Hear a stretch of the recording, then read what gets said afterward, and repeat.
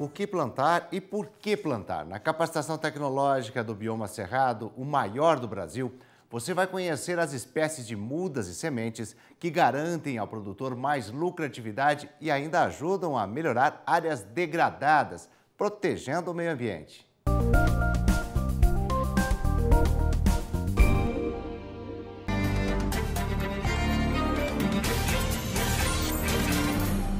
Olá, tudo bem com você? Meu nome é Felipe Ribeiro, eu trabalho na Embrapa Cerrados e estou aqui colaborando com o Projeto Biomas para tentar contar para vocês o que é o cerrado, quais são as espécies que o cerrado tem para a produção de sementes e mudas. É um convencimento que muita gente acha que o cerrado muitas vezes não presta para nada, que é um bando de árvores tortas. Então eu quero mostrar para vocês, eu quero convencer você de que o cerrado tem muitas espécies que podem ajudar o produtor a ganhar dinheiro e ajudar também na conservação desse ambiente. Então vamos lá? Quando a gente fala em espécies, nós vamos produzir o quê? Produzir para quê? Onde nós vamos produzir? Quantas espécies o cerrado tem para que a gente possa utilizar de maneira de produção de sementes e mudas, para que a gente possa ter sistemas de produção com essas espécies? Quais são as necessidades que nós temos dessa informação? E onde estão essas informações do que a gente já tem hoje e do que a gente ainda precisa pesquisar, daquilo que a gente ainda precisa entender como funciona esse bioma? Como é que está um pouquinho rápido dessa legislação e como é que a ciência pode ajudar essa legislação nesse assunto, e que possa gerar, então, políticas públicas? E, finalmente, quais são alguns índices técnicos de produtividade de sementes que a gente poderia ter ou seria interessante ter para que a gente pudesse, então, subsidiar a escolha dessas espécies. Vamos lá. Quando a gente fala em produzir o que e para quem, a gente está procurando o planejamento. Como é que a gente procura atender esse produtor no sentido do planejamento da propriedade, da paisagem da propriedade? Como é que a gente torna a propriedade legal? Isso nós temos várias frentes abertas de pesquisa e do governo para poder atender. O Projeto Biomas é uma dessas frentes que está procurando atender como é que a gente planeja melhor a propriedade rural. Quando a gente olha aqui, então, o seguinte, para coleta e armazenamento de sementes, a gente tem que entender, então, essa coisa de definir quais são as espécies, identificar e fazer o diagnóstico de onde estão as áreas de coleta que essas sementes estão, para a gente poder ter ou atender a legislação que é pertinente para essas espécies. Nós vamos marcar algumas matrizes, nós temos que marcar essas árvores para poder, então, fazer uma coleta e armazenamento dessas sementes adequadamente.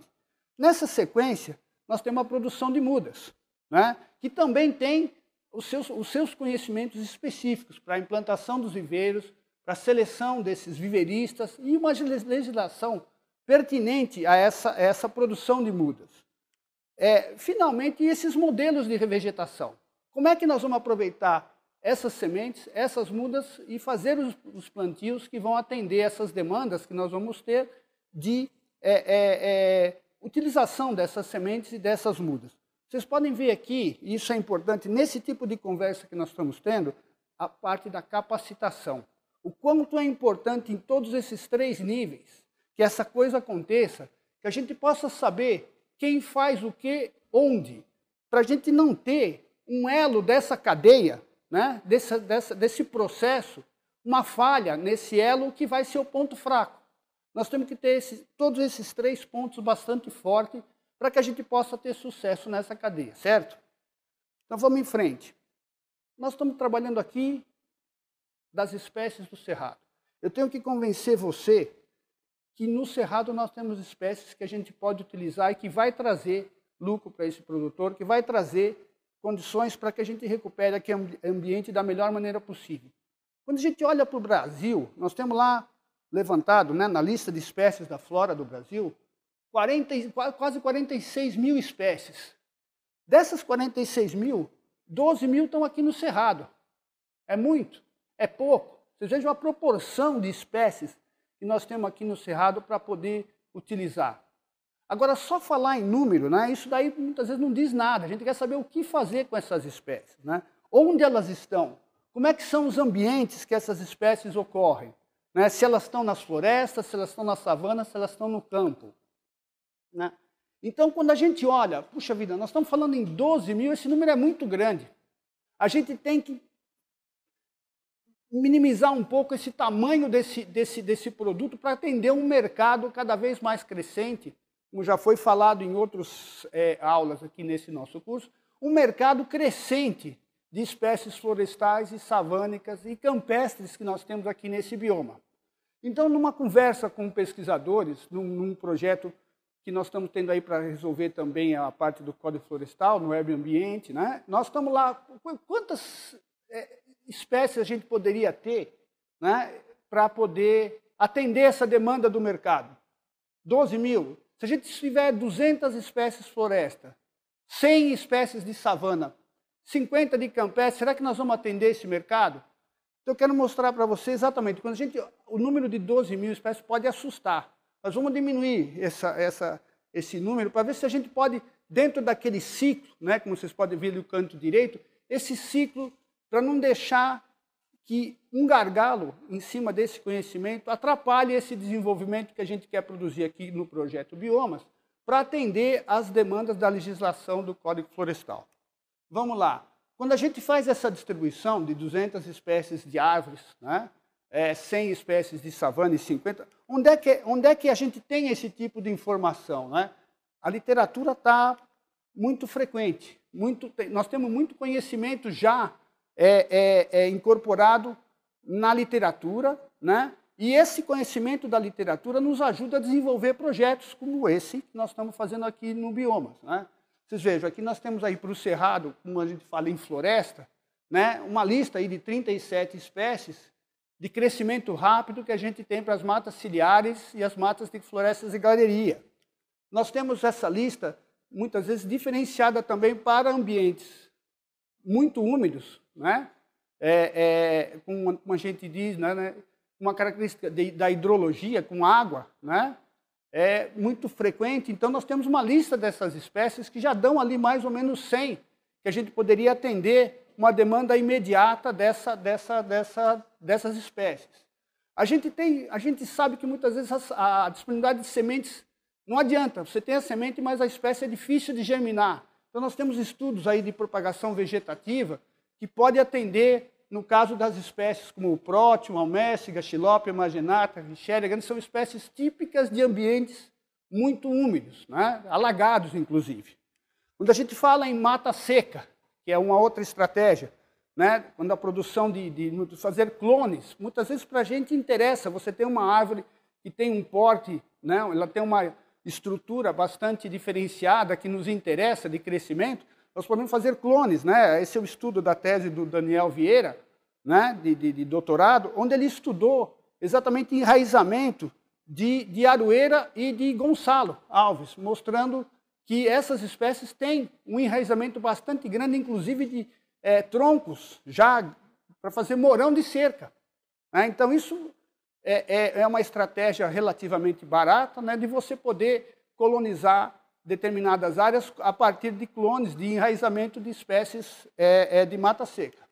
Vamos em frente. Quando a gente fala do cerrado, nós já estamos saindo das espécies de porte florestal e saindo para espécies de porte savânico. Nós estamos falando em árvores de 4 a 5, 6 metros. Nós estamos falando das fruteiras. Né? Quando você tem um pomar, é isso que você está buscando, uma árvore relativamente baixa, e você pode colher esses frutos quase com a mão. A mecanização é bom para reduzir custo, mas a gente repara que a savana, o porte das espécies de savana, ela facilita muito esse manuseio, né, de colheita de sementes e frutos para a utilização por conta do porte dessas árvores. Então, uma coisa que pode ser uma dificuldade para o uso do cerrado, na verdade, nós podemos olhar com outros olhos e mostrar que o potencial fruteiro de pomar que o cerrado tem é bastante grande. Vamos lá falar. A primeira conversa que a gente tem é exatamente como nós já conversamos em aulas anteriores. Quais são as espécies generalistas que tem no cerrado de norte a sul do Brasil? Cerrado, a gente já viu, 1/4 do Brasil, tá certo? E nós temos algumas das espécies que ocorrem nesse bioma, né, nessa fisionomia do bioma cerrado, que ocorrem praticamente em todo o cerrado. Nós estamos falando aí da pacari, que é uma espécie medicinal. Nós estamos falando dos paus-terra, né, que também são medicinais. Nós estamos falando da faveira, né, de Morphandra mollis, que tem rutina, né, para fazer medicamentos, né? E Boudica vigilioides, né, que é a sucupira preta, que também pode ser usada como florestal. Então, o que eu estou querendo chamar a atenção de vocês é o seguinte, vejam só, nós já temos aí nessas listas, né, para começar esse trabalho de recolonização desses ambientes, de valoração e valorização do cerrado e dessas espécies para poder coletar sementes e produzir mudas para essa recuperação, já disponíveis. Já temos uma seleção de espécies para determinados ambientes que nos favorece essa ocupação e mostrar, então, o quanto que o produtor pode ter de lucro e de recuperação ambiental nesse ambiente. Vamos em frente? Aqui também nós temos propagação vegetativa. Esse é o Daniel Vieira, né? Ele está fazendo uma parte de recuperação de área degradada com sobra de retirada de terra, né? E nessa terra de desmatamento tem muitas raízes e partes de plantas que estão se recuperando. Então você tira de um lugar que vai ser feito, por exemplo, um empreendimento imobiliário e você coloca isso numa determinada área para recuperar. Vamos em frente. Concluindo nessa parte, o seguinte, olha a quantidade de informação que nós já temos para essas espécies que não estou querendo convencer você, que está aí me assistindo, para a utilização de espécies do cerrado para programas de restauração, para uso econômico, né? Nós temos uma série de literaturas, estou deixando aqui esses links para quem tem uma série de publicações que são distribuídas gratuitamente, né? Então quero disponibilizar isso para vocês, né? Eu quero dar um exemplo aqui disso aí, o seu Clóvis, lá da Frutos do Brasil, como ele, por iniciativa pessoal, foi lá, entendeu o valor das espécies fruteiras do cerrado, montou uma sorveteria e está lá ganhando dinheiro. Eu estou pegando uma palestra dele, né? Esse exemplo ele deu porque ele planta, ele colhe e ele usa esse material para ele, além de comprar dos outros. Então ele é uma pessoa que fala, e tem uma palestra dele que ele dá alguns números. Vejam vocês, como ele colhe, ele vai no mato, né? E gosta de preservação, ele sabe o espaçamento que algumas espécies têm na natureza. Ele sabe quantos pés tem por hectare. Ele sabe quantas caixas ele colhe nesses ambientes naturais. E ele sabe quanto que ele paga por caixa. Tá certo? Então ele faz umas regras de 3 e vê quanto que esse produtor pode ganhar, por exemplo, com um plantio de curriola 6x6, 23 mil reais o hectare. Isso já tem mais de 10 anos, tá? Essas contas. Por exemplo, com o caso mangaba, por exemplo, você tem lá o preço da caixa R$30. Hoje está muito mais, né? Tem alguns valores aqui que estão distorcidos. Mas o que a gente vê é o seguinte, ele fez uma contabilidade na cabeça dele e estava convencendo pessoas a plantar cerrado, porque esse é o preço que ele paga. É claro que tem distorções. Eu vejo lá no exemplo da gabiroba de ganhar 300 mil reais por hectare. Quem não ia sugerir a algum produtor a fazer esse tipo de plantio? O problema é, seu Clóvis, qual é o seu consumo de gabiroba por ano? Não dá nem 1 hectare para fazer todos os sorvetes que ele precisava. Então, você tem que perceber, e isso foi abordado em alguns aspectos desse curso, na parte de comercialização, você tem que saber qual é o mercado que você tem, se ele é capaz de absorver aquela sua produção. E não adianta você ter essa produção e depois dar com os burros na água, né? Então não adianta você ter uma legislação que te favoreça ou que te prejudique se você não entende como é que o mercado está funcionando. Essa aqui é uma outra pessoa para dar esse convencimento de espécie que eu quero fazer para você, essa é a Rita Medeiros. Ela foi uma pessoa que, assim como você que está aí, já participou de um curso desse como nós estamos fazendo aqui. Ela já foi uma aluna de curso e falou assim, não, eu quero ganhar dinheiro com o cerrado, para manutenção dele e para plantios, fortalecer plantios. Então a Rita fez essa sorveteria, né, entrou nesse mercado e está lá ganhando dinheiro e ajudando a manter comunidades que vendem, produzem, como vocês estão vendo ali no lado direito, comunidade que produz esse material, né, para vender para ela, e ela está comercializando esse produto aqui na cidade. Tá? Um outro exemplo é o seu Edmo, né? Veja só, a riqueza, quando eu falo, eu quero mostrar e convencer vocês da disponibilidade de espécies, para que a gente possa valorizar o cerrado e mostrar que a gente pode conservar e pode ganhar dinheiro ao mesmo tempo, está aqui, ó. Vocês podem ver, isso aqui é um piqui, não é uma manga, não. Tá certo? Olha ali na direita, em cima, né? Isso não é uma manga. Você vê que você corta, quase fatia como uma manga, né? Ele tem experimentos dele, esse é o plantio ali no lado esquerdo acima, é o plantio que ele tem na fazenda dele. Com esse material que é colhido nessas áreas que ele tem plantadas já há 15 anos, né? Lá ele tem o piqui sem espinho, né? Ele tem uma série de produtos que ele frita o piqui, como se fosse um tipo de um mandiopan, né?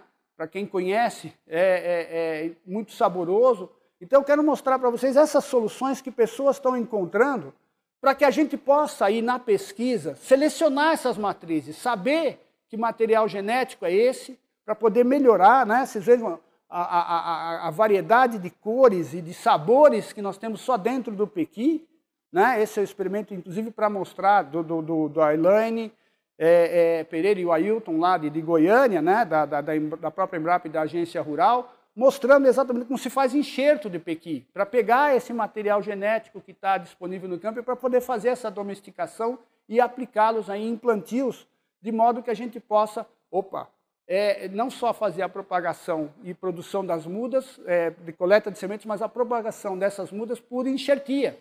Né? Isso daí é um grande produto. Você tem uma muda dessa agregada de valor, de qualidade, com um material genético que você tem uma polpa de quase 1,5 cm de pequi, por exemplo, vai valorizar muito o seu produto se você tem no seu viveiro uma muda com essa qualidade, tá certo? Então esses são produtos que a gente tem que buscar nesse setor. Por exemplo, eles também trabalharam com a técnica de plantio da muda com mangaba, né? Não pode ser um solo muito pesado, tem que ser um solo bastante arenoso, porque ela é suscetível. Nós vamos ver em outras conversas aqui de como produzir muda de mangaba, e esse é um dos resultados que a gente tem de pesquisa que podemos usar aqui no Projeto Bioma, no sentido de indicar técnicas de plantio para espécies do cerrado.